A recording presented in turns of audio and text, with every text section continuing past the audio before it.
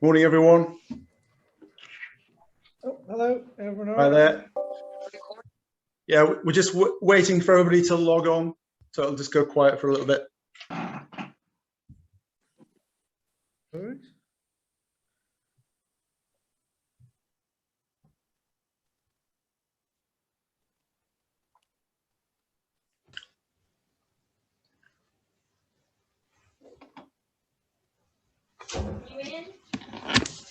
Yes.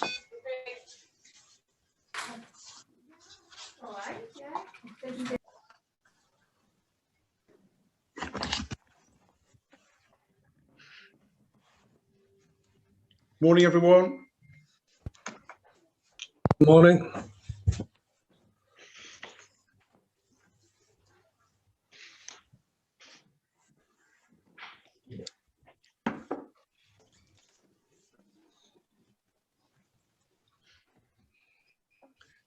Just as we're waiting for people just to log on, I'm Scott McHarg. I'm deputising for Julie today. I work with NRG's exec search team. Just as you're logging on, just have a little look at your profile name and just adjust it if it's not clear who you are. Sometimes that can just be company name, or it can be an abbreviation. Just helps myself and Kieran when he gets into his presentation potentially.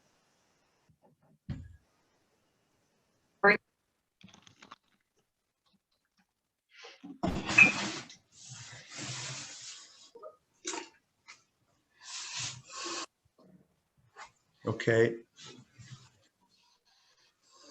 Well, firstly, for those that have made it through and have connected, congratulations.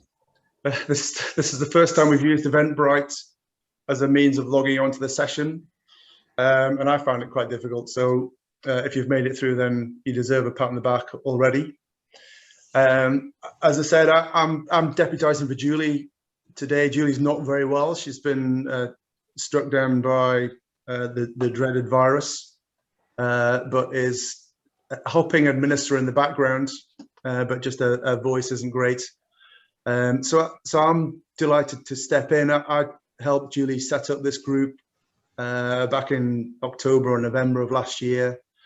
It's something that I feel passionately about, and certainly in my world in the exec search side, then it's even more important, or it's becoming more prominent in terms of people getting the best, highest caliber candidates on shortlists, which eventually leads to the highest caliber boards and the highest caliber senior leadership teams. So it's something that's very close to my heart. So we've had a series of these presentations coming at it from different angles, either ex-offenders or looking at LGBT, or looking at ethnicity, but also, I suppose, starting the journey. Kieran and I and Julie were just talking beforehand about, there's no silly questions in this environment. It's very much about learning and sharing ideas. That's what we've said from the outset. So as we go through the presentation, I'll introduce Kieran in a second. But if I can ask people to ask questions through the chat box or the chat facility, that's easier to administer that way. And then we can feed in questions as we go along. I can see Julie's already popping things in there. So let me introduce Kieran Thompson from Cundall. Kieran will do his own introduction, but as a lead into that, then I suppose Cundall are a good representation of a business that's from an engineering, construction, civil engineering backgrounds that typically, you'll go through it, but has been quite, I suppose, male orientated, and engineering sector specifically has been quite male orientated. So breaking down those barriers around inclusion is very much about what he's been involved in, but I'll let him talk through his experience. But Kieran, can I just introduce you at this point and ask you to take the floor? Yeah, thanks very much, Scott, and thanks, Julie, for inviting me to come along and chat with people today. So, as Scott mentioned, I'm going to run through some slides that talk about the journey that we've been on over the last, I suppose, 18 months, 2 years for the most part. We're starting to get a lot of recognition for the work we're doing with regards to diversity and inclusion. But yeah, we start from a reasonably low bar as a sector. Construction, engineering, both not known particularly for being diverse. So we've had a lot to do. So I'm just going to give you the context. I think it's important just to frame. I'm sure there's lots of people from lots of different sectors and organizations, and some of what I say you might think maybe doesn't apply to what you do, and some might. But just so you know where we're starting from, Cundall, our head office is in Newcastle, in Gosforth. That's where we started out. We've now got 21 offices around the world, been going 45 years now. We're just under 1,000 people. So as you'd imagine, that kind of spread out. We've got people from all over the world, all kinds of cultures, religions, nationalities, languages. So our engineers are, for the most part, they're professional engineers, as you might call them. So they're mainly office-based designers. They use technology to design electrical, mechanical, civil, structural elements and other elements of commercial buildings. But one of the things within the industry, and for those that don't know, is that Cundall are most praised for, most known for, is sustainable design. So how we make buildings more energy efficient is one kind of quick way of summarizing it. And that's where we get a lot of our kind of, I guess, our unique selling point above others is the credentials that we've got in that area. That's a quick map of where we are. So the dark blue is where our offices are. The light blue, we're not actually there in person, but we work on projects in those locations as well. So we're spread out all over the globe. The reason I start off talking about sustainability is just because that's really where the opportunity for me to join as head of talent, diversity and inclusion came about. So what you can see on screen is from our sustainability strategy. Now, the bit to focus on here is just the orange bit at the bottom, the ethics and equity. So I used to manage recruitment for Cundall. I did it for 4 or 5 years. And I was part of the ethics and equity committee, looking after how, basically overseeing how Cundall could ensure that we were meeting this strand of our sustainability strategy to be an ethical business that creates equitable and ethical places to live and work. And we set some goals around that, and this is them on screen at the moment. So the specific goals, this was back in 2018, that we set was to substantially increase the proportion of women in leadership roles by 2030, substantially increase the proportion of women and ethnic minority global technical hires, so basically anyone who's an engineer or a technician, as we call them, by 2030, and to create a more sustainable talent pipeline and improve retention rates of women in technical roles by 2030. And that was to try and respond to the reality in the sector that we have a very poor retention rate for women. There's a reasonably low glass ceiling in terms of the kind of level, the grade you can get to, or often if flexibility in the past has been requested around childcare, for instance, it's been more difficult for women in particular to progress beyond a certain grade. Now, this was all before we didn't have a head of diversity and inclusion. We didn't have any diversity and inclusion people. We had an HR team, recruitment team, L&D team. But it was really at this point where it became clear that in order for us to respond to the goals that we're setting, we need to actually have dedicated resource. We need expertise. We need actually someone to come in and lead this. And that's where I came in. So I was appointed to head of talent, diversity, and inclusion in April 2019. And this timeline that you can see on screen now is really, I think, put it on here because I think it's the fundamental researching that we needed to do to make sure that we were well positioned to be able to go on and fulfill the goals that we'd set through all kinds of initiatives that I'll get onto later on. So a whistle-stop tour, I was appointed in April 2019. The first thing that I did was undertake a large-scale global diversity and inclusion survey. So a comprehensive multiple choice survey of about 40 questions that also allowed people to provide narrative responses to give kind of their own kind of fluid response. And then I published those findings internally from the actual survey and published them externally as well, so others could kind of learn from what we were seeing. And just to try and instill a degree of transparency around our work in this area. I then held employee feedback workshops. So I basically held workshops with all of the 21 offices in the organization to say, right, this is what people are saying about this office in this location. These are the challenges as it relates to diversity and inclusion in Dubai, in Sydney, in Hong Kong, whatever it might be. Because we have to recognize that diversity and inclusion, if you talk about sexuality, if you're talking about gender, you can talk about them in different ways within different cultural contexts. And they're just for instances. In January 2020, as a result of the survey responses and the feedback that we had, I designed and published Cundall's first diversity and inclusion strategy. Again, I published that externally with the hope to try and create dialogue within the industry as well as within the business, and hopefully, to get feedback from others and maybe influence how others would kind of operate within their own organizations. The other couple of things that I've put on here I think are just really important. So they're post strategy, but one of the most important things that we did was establish external partnerships. I'm not an expert in all things diversity and inclusion. I don't have all lived experiences. And it was very important that we are kind of informed by expertise that exists outside of our organization. So I'll talk about those partnerships in a bit. And the other thing that's been absolutely fundamental to the success that we've had, we couldn't have done it without this, is the launch of employee-led affinity networks, so diversity networks as they're sometimes called. And I'll talk about that a little bit further on. So this is a quick bit about me in part. So that's me,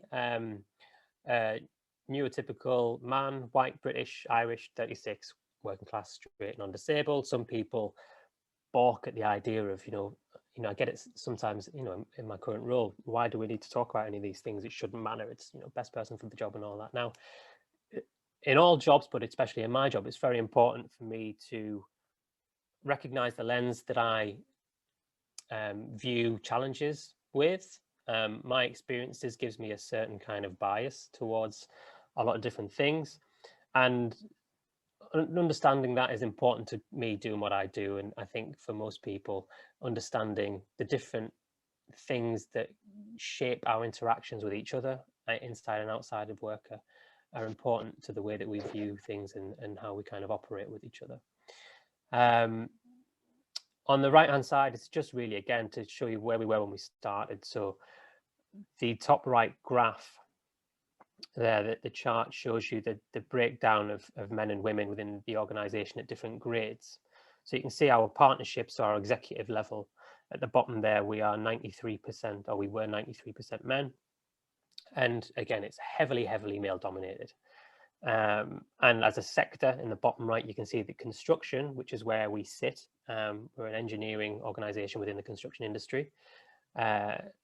With 12% women overall in that industry, so massively male dominated. And that's before you start to talk about ethnicity, sexuality, and all those things, which at the time, even in 2018, 2019, we're not being talked about nearly as much as they are now.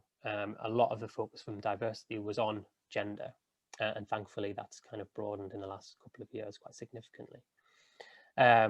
Last thing I'll say about me, I'm chartered with the CIPD. I'm accredited as neurodiversity aware. Again, I'll touch on that a bit later. Member of the Chartered Institute of Building Services Engineering's inclusivity panel, so helping to shape inclusivity within the industry, within the engineering sector. And I'm about to go my second year part-time at Sunderland University studying a Master's in Inequality in Society.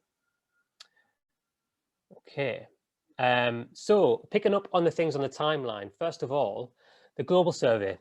Now, it was important for us to do this. I again thought we couldn't really meaningfully impart actions on the organization without understanding what people wanted, what people needed, what people thought were the problems that we faced. So the global survey helped us do that, and then it helped us to create dialogue around some of those challenges. So you can see these are just some of the findings. 40% of our colleagues felt that they would be more positive working for Cundall if we had a more diverse leadership team. 88% believe that a diverse workforce made good business sense. What else would we see there? So yeah, people of colour was the language we used then. Those identifying as LGBT or staff with disabilities were least comfortable out of anyone with any identity being themselves at Cundall. So not only do we create dialogue here, but we start to create a business case for the things that we might need in the future, because we can evidence it based on the questions that we've asked of staff and the feedback that they've given us. So it was very helpful to do the survey, but also incredibly helpful to publish the findings and hold those workshops. The next section, so this was from the strategy. Valuing diversity is the name of the strategy. This image is just something taken from one of the opening pages. And what it signifies is that we needed to identify where we thought we were with regard to our roadmap towards inclusivity. Again, to try and be open, but also to map out how we would get to sustained inclusivity embedded within the organization. So where we were in 2020, when the strategy was launched, there was an appreciation, let's say, an awareness of the value of diversity, but it wasn't particularly well understood. It certainly wasn't applied, and it definitely wasn't integrated in a sustained manner to the business culture and business functions. So we're still on that journey. But I'll talk to you a little bit more about where we've got to in the subsequent slides. This is the second and final slide on the strategy. So what we've got here is taken as a list of things we thought we should look at, some actions basically that are set within specific cornerstones of the strategy. So we identified that what we needed to focus on were culture and traditions, talent sourcing and acquisition, so recruitment basically, awareness and training or learning and development, supporting people towards success, and recognition and reward. And within those, you can see there we've got a number of different initiatives that we wanted to either implement or challenges that we needed to navigate, conversations around things like intersectionality, bias, inclusion, diverse interview panels, having dedicated spaces for people to, whether it's breastfeeding, whether it's multi-faith spaces. There's a whole range of things that we thought, you know what, these are all opportunities for us to make progress and make a more inclusive culture within the organization. So I mentioned external partnerships, and these are the external partnerships that we've managed to forge. WES on the top left is the Women in Engineering Society. And as you can imagine, they've helped inform some of our gender inclusivity goals.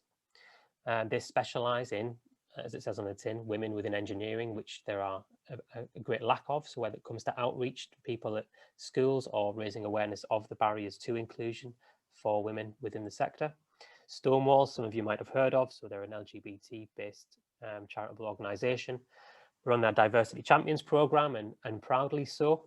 And they've helped us massively in shaping our policies and processes to ensure that increasingly the organisation has an appreciation for the challenges and prejudices faced by LGBTQ+ colleagues, and that we're breaking down those barriers with them and opening up inclusion for people within that community.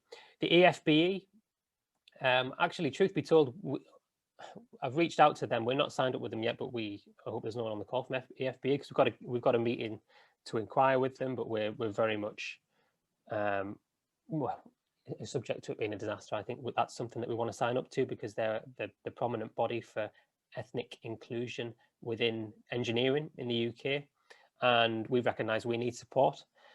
We have committed to being an anti-racist organisation, and there's only so much knowledge we have in-house, so we need support both in terms of what we need to do that's within our own power internally, but also how we reach communities that we haven't been reaching in the past. The other key thing that I mentioned that we did that's led us to where we are now is created these affinity networks. So we've got 3 networks within the organisation. They're all led and comprised of staff within the organisation. Kaleidoscope, our LGBT network. Mosaic is our ethnicity and culture network, and GAIN is our gender inclusion network. So it's not a women's network. It's a women and gender minority networks, and deliberately so. And that, again, that was a decision taken by the staff that wanted to set that up. So we managed, this is something, again, we got interest in doing this from colleagues within the organization because we were talking more openly about diversity and inclusion, and people felt empowered to be able to do this. So we've given them time. We have a timesheet system in the organization. It's how engineering companies tend to work, but people can book time to this activity. We've also got budgets for each of these networks. They need to be empowered to be able to actually make changes, not just have a talking shop. So that's been really important to give these networks teeth so that they do actually have a voice and an influence within the organization. And this is how we sort of make that happen structurally. So it looks like a bit of a complicated slide on the face of it, but basically at the bottom, what you've got there is the Affinity Networks. Now those networks meet monthly, and the chair of each network and the executive sponsor of each network, so we've got a partner or an executive kind of level person sponsoring each network, will participate in that middle group, the inclusivity steering group, who meet quarterly to make sure that we're taking an intersectional approach, that we're joined up in our thinking, that we're sharing resources, and that we've got marketing, we've got HR, we've got myself, all involved in the conversations. And again, those advocates at an executive level then feed into the management board meetings, the regional board meetings. We actually have members, so the chairs of those networks also take part in executive level meetings, so their voices are being heard in a meaningful way within meetings within which we've rarely had women's voices, rarely had minority ethnic voices. So again, that's all created really useful dialogue in the important places to make sure that change happens. So on to initiatives. One of the first initiatives that we launched was the inclusion libraries. It was a really easy one to do. It was actually when we were all back in the office and people could actually go into the office and pick up a book. But we set up these small libraries of diversity and inclusion related literature. People could just go in, pick up a book as if you would in the library, check it out, take it home, bring it back at their leisure. So again, we're getting people to engage with subject matter within literature, and we're growing those libraries all the time. They're becoming increasingly popular. But obviously, a lot of people have been out in the office for a long time, so a lot of those books will have gathered dust in the last year and a bit. Internal resources have been very important in terms of raising awareness and education within the organisation. So as you can see on the screen, this is from our intranet pages, basically. So we've got a diversity and inclusion intranet page that everyone can access. And you can see there, we've got anti-racism resources. We've got a page dedicated to Black History Month. We put all our metrics there. So we do quarterly metrics of all our diversity data, whether it's exit interviews or current staff, recruitment, promotions, how long it takes to get promoted if you're a man at principal level versus a woman at principal level. And all of our training our webinars are all kind of available here as well. On the left-hand side of this screen, again, more internal resources, but what we did was we set up an internal Yammer page. Many of you will have heard of Yammer, but it's a kind of Facebook equivalent for organizations, where we've generated some incredibly engaging conversations around loads of different topics. And this one, as an example, is how to respect my ethnic name. And we've got lots of people from all kinds of cultures, nationalities, and backgrounds with names that are not necessarily what you call like Anglophile names. And the stories that people share about how their names have been mispronounced or how they might have been treated differently based on their name start to come out, and then people find shared experiences from different parts of the organizations and connect with each other on a level that hasn't really been happening until recently. But there's all kinds of conversations going on there that different people from around the business are getting engaged with. All of our networks also have a page of their own. So we've got on the right hand side there, Kaleidoscope's LGBT intranet page, which gets a lot of visits as well. Other recent initiatives that we've gone through, there's a lot and they're not all here, so it's not an exhaustive list, but there's a few key things that we've done in the last 12 months. So we engaged with the Crohn's and Colitis UK campaign to raise awareness that not every disability is visible. And that basically, the thing that we did on that front was to adapt the signage for our accessible bathrooms to make sure that we raised awareness of the fact that not every disability is visible, so that people, it's not just people who are wheelchair users, for instance, who will need access to the accessible bathrooms. We introduced the Rooney Rule as part of our new recruitment policy, and that mandates the organisation to shortlist at least one woman or person of a gender minority and ethnic minority on shortlists for all leadership roles. So that's been a massive step change for the organisation, but it's a very important commitment.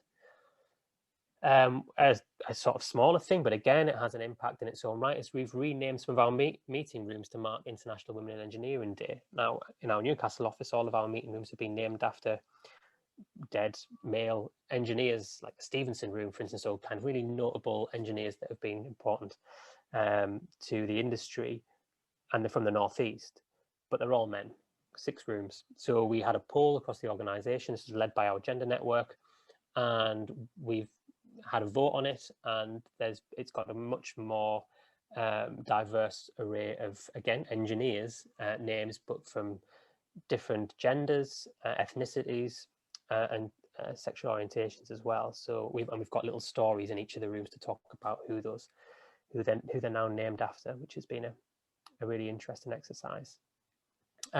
We sponsor young people from low-income backgrounds to get into the industry through our bursary program with the Institute of Engineering and Technology.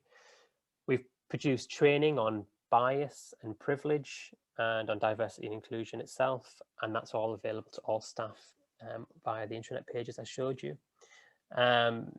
We created a trans equality policy that's non-binary inclusive. We also now have our pronouns on our email signatures to generate more inclusion for non-binary colleagues in particular. But not only for that reason, there's some other reasons attached to it as well. I've introduced a neurodiversity policy and some neurodiversity training for all staff for how to support people with neurodivergent conditions in the workplace. So things like autism spectrum disorder, ADHD, dyslexia, dyspraxia, Tourette's syndrome. So raising awareness of how we can support colleagues with those kinds of diagnoses.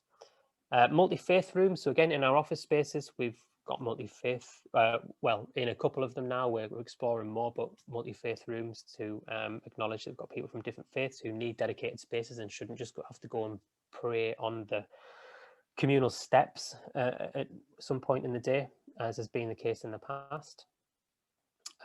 We've run lots of lunch and learn interactive screenings. Most recently, a screening of an interview with a organizational psychologist called John Amachi that some of you would have heard of, but it touched on racism, anti-racism, meritocracy, privilege, bias, and we had all of our executive leadership in that room, and we had breakout meetings and we talked about all these concepts, and it was a massively positive experience, really interesting, and that was led by our ethnicity network Mosaic. So again, showing the impact that they're having already. We've eradicated, or we have a policy now that talks about eradication of nepotism and cronyism from the organisation, particularly where recruitment's concerned. So, and that extends to where we get people in for work placements and summer placements, and it can be, you know, a client's niece or nephew in the past. And we're saying, you know, these opportunities they might be junior, but they're very important. And if we just keep in the same people in the sector, that's a problem for those from communities that we're not accessing. So we've taken a strong stance on that, which again has been a cultural challenge, but a really positive one. We celebrated Disability Pride recently. We had a colleague launch a blog internally and externally on Disability Pride and why it was important to them. Our gender network last month ran a speed mentoring workshop for women and gender minorities within the organisation, which was really well attended. And really successful, and there's ongoing conversations and connections as a result of that between women and gender minorities and some of the executive leadership team. And we're involved in widening participation through apprenticeship schemes like Plan B in the Northeast. And indicative progress, right? So around 18 months on, what's that meant for us in terms of the diversity side of things? Well, slow progress in some regards, but rapid in others. So you can see on the left-hand side, actually, when it comes to the pipeline for women in leadership roles, we've managed to double the associate pipeline. So that's the kind of first step within the leadership ladder within the organization in that period. I haven't made an impact meaningfully yet at the kind of partner and associate director level, but really positive early indications where gender is concerned. On the right-hand side, we can see we've got a lot more work to do, and that's why we're trying to engage with the AFBE on that front and to really try and explore more ways of increasing representation from a Black and minoritized ethnicity point of view within leadership.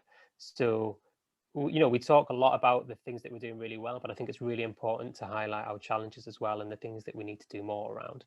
And our reporting is really important on that front. And what's next? What's the immediate kind of thing next for us? Well, what we really want to focus on in the next 6 to 9 months is around inclusive leadership and accountability. One of the things that we're finding is, yes, we're generating all these great conversations that we weren't really having openly before. And there's a lot of really good initiatives and policies coming out. But what we want to see next as a step change is, rather than our leaders saying, yes, we are on board, we think you're doing really good work and we want to help you, just let us know what it is you need. We want to say, oh, hang on, we want you to be proactive. We're going to show leadership. You are leaders. This is where you need to show leadership. So take it upon yourselves to understand the challenges, you know, connect with these networks, use your position to raise awareness, to speak out, and to drive diversity and the principles behind it with your peers and around the organization. So it's really making the leaders within the organization responsible for making that change and not having it all focused on those who are already having to deal with potentially the exclusion and being in the margins of the organization through underrepresentation. So that's a big challenge, but we've got some really positive headway made when we've actually, this has come out because we've had some members of our board actually get in touch with us and say, we want to do more, what can we do? And we said, right, well, this is what you're going to do. This is a work in progress, it's a draft document, but I think it's going to be a really interesting few months for us to see how this all kind of works out. And that's, sorry, it's really whistle-stop tour. I've talked at a million miles an hour, and there's more that I could have said, but I wanted to give some time for questions, which hopefully I have left some time for. Well, Kieran, if I can come in at this point, firstly to say thank you. That was really comprehensive, and I've got loads of questions myself. We've had questions coming through on the chat as well, which we'll run through and we'll machine gun at you. But I mean, it's clear. I'm not sure whether you mentioned this, but you were award winners from the CIPD awards recently, and you can see why that is the case. You know, that's a really comprehensive strategy, and there's not, well, you've covered all the areas that I could think of and more. So really enjoyed listening to that. So let's go back and let's run through the various different comments that we've had as we've gone through. Tahira asked if you could share the results of your survey or a link to the survey results. Yes, I can. Yeah, I will do that. Just as an also, the two documents that I mentioned, the report on the survey and the strategy, if you literally type into a search engine Cundall diversity and inclusion strategy, you'll find our strategy. If you search great. Cundall survey report, you'll find that report. Now the report is from 2019. We've just done our second, our follow-up, and I'm analysing the data now. So there'll be a new one published in early September. But the original one you'll be able to see. But I will send it. I'm happy to share it. And I don't know if Scott, you're planning to do a follow around with the slides, maybe. Yeah, we certainly will. And Chloe asked the question: did you design the survey questions yourself? No, I leaned heavily on. I did a lot of Googling, basically. So I looked at what other organisations had done that I thought were applicable, and also where they'd done a really comprehensive job. Including some stuff from the CIPD, I should say, and then adapted it for our purposes. And we set off with this around 4 cornerstones we'd set up. I can't recall them off the top of my head, but you'll see them in the report. The things that we thought before we'd done the survey were important, and we sort of structured the survey around these 4 areas. But as a result of the survey, those areas completely changed by the time we got around to the strategy, which is a good thing. But yeah, we've got another one coming up. The survey's done, the responses are in. I'm just analysing it at the minute. So it'll be interesting to see what people think. These questions are going to dive around here, but Tahira asks the question, what ethnicity categories are you using within your metrics? Wow, there's loads. There's so many, too many to list here. But and you know what? They're always reductive. It's impossible to get it right. And not only are they likely to be reductive, but they're also likely to be Eurocentric. So we use, so for instance, we'll, the common ones we'll use are, there'll be white British, white Australian, white European, white other. We'll have black Caribbean, black African, black British African, black British Caribbean, black other, black Asian mix. It's the list is huge, but again, it'll be in those documents. So if you take a look at those, and actually we've extended on it since then, but that'll be a good place to start. Yeah, I think that's a good point, is to keep refreshing and keep reviewing, and not just let things be too rigid. Emma asked the question, we loved your story about renaming the meeting rooms within your offices. Emma asked the question, what names did you go for? What did you land on? Don't put me on the spot like that. We didn't say this was going to be easy. We'll have to make a note of that question and follow up. Unfortunately, although I spend lots of my time within the engineering organisation, I don't have much of an interest in engineering, and I've given it a hand. But I'm happy to follow up with that. No worries. If from an engineering organisation, they might want to do it themselves. But it's one of these initiatives that it's like a small and mighty one. It's like the library. It was so easy, no cost, and it might seem like something, you're sort of changing a facade, but the feeling that it gives to people, the kind of victory and what it kind of symbolizes is huge. So it's something people have been really kind of joyful about. And again, it was such a simple thing to do, but actually we again, to a little truth, we'd explored this a few years ago, before that we had a head of diversity and inclusion, before we had any of these networks, and it was batted back. It was like, well, if you can find famous engineers who are also women and who are also from the Northeast and who also do what we do, like all these caveats, which because of the for want of a better expression, the oppression of women over the years and the exclusion from the industry, it's a benchmark you couldn't reach.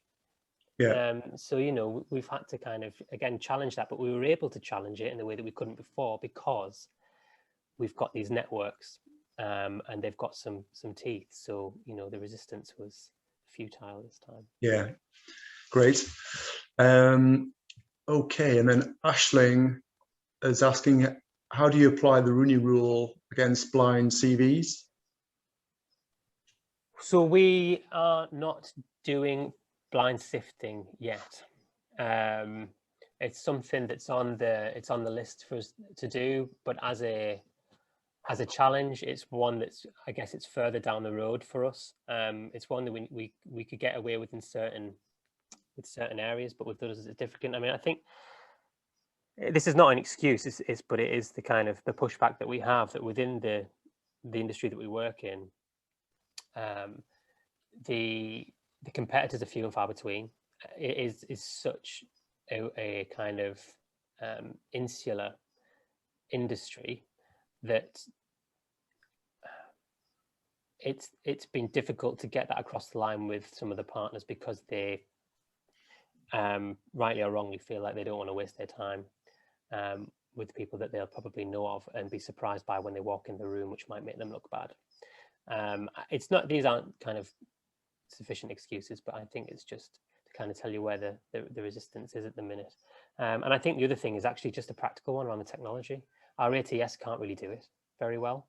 there's some really good ATSs that have come out over the last few years that can do that really effectively, but we'd have to hire someone just to probably do that. Yeah. Yeah. Okay. And then Emma is just applauding your initiatives. Really, I'm a female engineer with a mental health disability. It's horrible. This is her wording. This is so enlightening. So I don't know what population of female engineers you've got within Cundall, both in the UK and globally.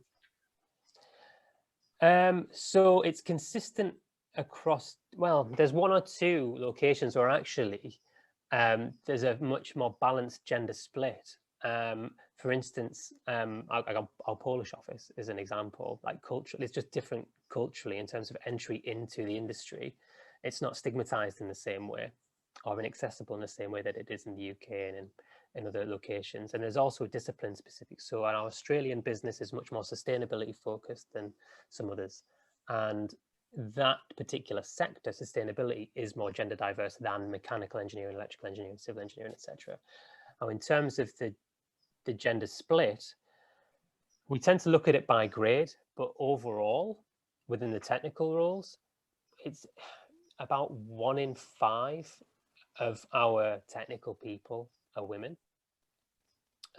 But it is increasing actually rapidly, but there's still a long way to go. And the balance is far at the graduate level and the apprentice level, it's 60-40, almost 50-50 are getting that way. But at leadership levels, you're talking 90-10, 85-15, you know, so there's a pipeline wise, we don't want to just have to wait around for this to happen organically, because we know because of the retention and drop off that it won't. Like the average age for a woman to leave our sector is 34. You know, it's ridiculous. Yeah. So we need to be proactive. We can't just wait for this to happen. It's not going to happen organically. Okay. I had this question myself, really. Are you implementing these changes at a global level or within the UK? And was this an initiative from the UK team that you're spreading out? No, so it's global, yeah. And that we're not doing it's not like a blanket approach. There are some things we do in some territories that we don't do in others. We operate in some territories where homosexuality is legal. So, you know, there's some territories where we, you know, I mean, first and foremost, we have to with duty of care over our colleagues. But our strategy is global. The questions that we ask in our survey are global. We apply confidentiality globally. We give people the opportunity to express in a confidential way, but initiatives wise, we run different things in different ways. So for instance, we have our GAIN network, so our gender network, that we have a APAC region network. So they focus very much on the challenges specific to that region and are able to adapt what we do really effectively. And again, you know, within, like, from a cultural point of view, I mean, that's one of the early questions that were asked around even the demographic categories. Like when we're designing these questions, we have to be so mindful about where we operate, because how we describe somebody in the UK might be completely inappropriate or just unrecognizable to somebody in Qatar or Dubai. Yeah. So yeah, no, we take an adaptive approach. Okay, we've got lots of questions coming through, so we'll rattle through. Julie was saying she loves the staff network names. How did you come up with these? Was it the networks themselves that came up with them? Yeah, they did. It was all very democratic. They sort of got everyone together who was interested in basically forming the networks, and then they did everything themselves. I helped from an administrative point of view. So, for instance, like they've each got a charter, so a 2-page document that says specifically what they're about, what the expectations are of people who are members, and what their objectives are for the next 12 months. And I designed the template, and they informed everything, and they've set their own objectives. The gender network wanted to be a gender network and not a women's network. You know, it has to be about the communities that they're there to support, and they have to drive it. I'm there as a catalyst, as a fulcrum, as a sounding board, to support what it is that they want to do, and also make sure that what they're trying to do aligns with the strategy objectives. Okay. And in terms of attracting a diverse and inclusive mix of applications, have you considered whether those different methodologies, be it CV and covering letter or application form, can sometimes draw out or place greater emphasis on diverse applicants? This is a question from David Black. Yes, I mean, what our approach, so going back to again, before we really started on our journey, our approach from recruitment from a purely kind of talent attraction perspective is to maximize the simplicity and accessibility of our process. So what we do at Cundall is we basically get people to upload a CV and potentially respond to some demographic questions as you would normally expect to, and that's usually it. Sometimes we've got the ability to ask people an open question, but we really try to focus on making it as universally accessible, both and attractive from different demographies, but also when we're thinking about neurodiversity as well, that people can actually just navigate our system with ease. Again, whether it's visual impairment, neurodiversity, different languages, we make it as simple and accessible as possible. Okay, we're kind of up on time, but I'm going to see if we can squeeze a couple more in, and then the questions that we don't get to, because we've got loads coming through, we'll mop up on our D&I group. So that's a little ad for signing up if you haven't done so already. Just actually, Sherry's referring to the fact that leadership should be using their power and influence to drive forward change, and not just relying on ED&I specialists and their networks. I think that's a great point. Yeah, I completely echo that. It's hugely important, and we've there's been some stuff about this in the media that we've been sharing internally, and our networks have been very vocal about it as well. And this is one of the really important reasons to have, if you can get these networks set up, to have a chair or representative from those networks in those board discussions, because it's at that point that dialogue happens with the leadership that makes them more open to and aware of the kind of challenges that they don't necessarily think about. And it's just frankly unfair to put the burden of equality on those who are already at the kind of sharp end of exclusion. So they need to be front and center and really showing leadership in this area. Fantastic. I think we're going to have to wrap it up there, but really appreciate your input this morning, Kieran. I want to hear more from you, and I'll certainly stay in touch. And we've got a journey to go, and I know certainly within the Northeast region, there's lots of companies and organisations that haven't yet set out on this journey. So our job, I suppose, as a community, is to spread the word, really. Really enjoyed that, Kieran, and I'm sure thanks very much. Echoes those sentiments. Thank you all for joining us this morning. We want to hear from all of you, really. So you could well get the call to do the next one. So that was okay, wasn't it, Kieran? That wasn't too bad. It was fine. Yeah, you've been very warm and welcoming. It was just like a cozy little blanket the last. Okay, so we would like to hear from you. So we'll you can either volunteer or we might tap you on the shoulder. But let's keep the dialogue going.